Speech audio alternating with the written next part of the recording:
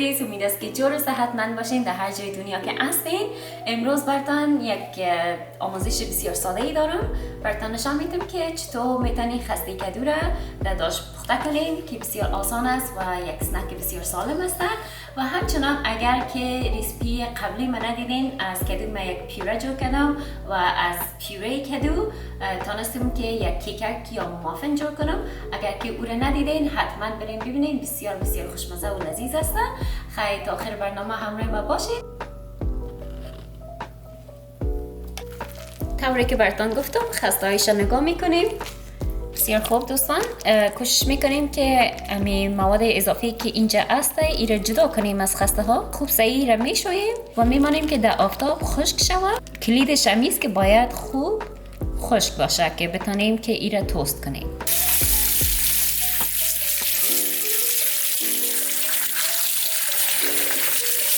بعد از آن که خوب شستین خسته ها را پس در چلو صاف بانین. بعد از اینکه ماندین که آبش خارج شود، میگیرین سر یک صافی پاک ایره اوار میکنین و اگر آفتابی است میتونین در آفتاب بانین، زودتر خشک میشه. اما امروز هیچ آفتاب نیست، فقط ما تو میمانیم که یک شو اثرش تیر شود خودش خشک میشه و میتونین یک کمی که خودتونم خشکش کنین.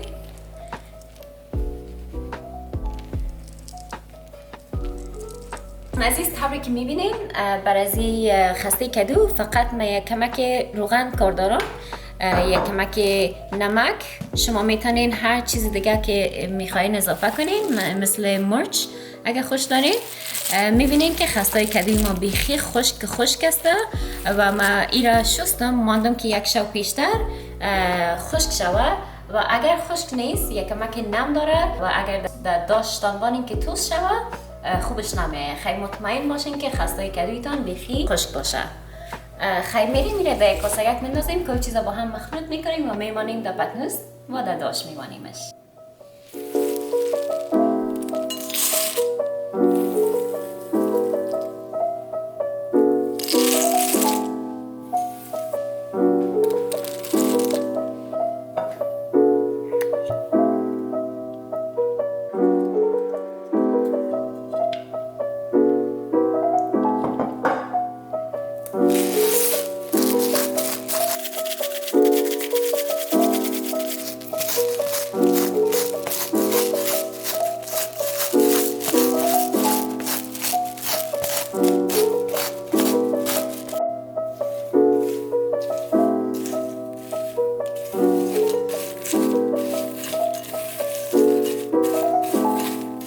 بسیار خوب، مثل که میبینین خسته کدو را امرای روغن زیتون یا هر روغنی که شما خوش دارین و یک ذره نمک من انداختم. میتونید شما یک ذره مرچ سیاه بندازین یا هر چیزی که خوش دارین اونم را امرایش مخلوط کنین.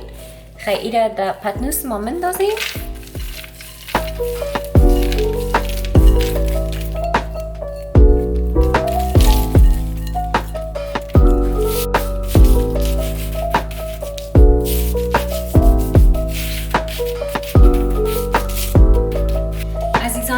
آماده استیم که ایره در داش بانیم. پیش از پیش داشتان باید در دمای درجه 350 باشه و ایره به مدت 12 دقیقه پخته میکنیم یا تا وقتی که طلایی شود.